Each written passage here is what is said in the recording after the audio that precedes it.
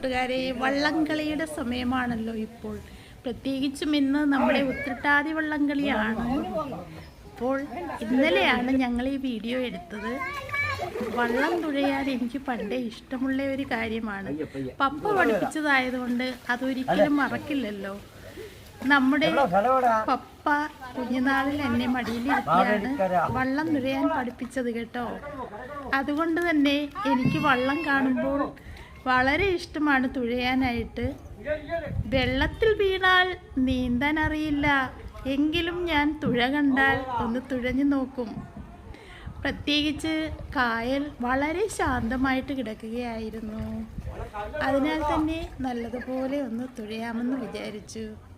അപ്പോൾ വീഡിയോ ഇഷ്ടമായാൽ ലൈക്കും കമൻറ്റും ചെയ്തേക്കൂ. കൂടുതൽ വിശേഷങ്ങളുമായി കാണാം. Have A nice day.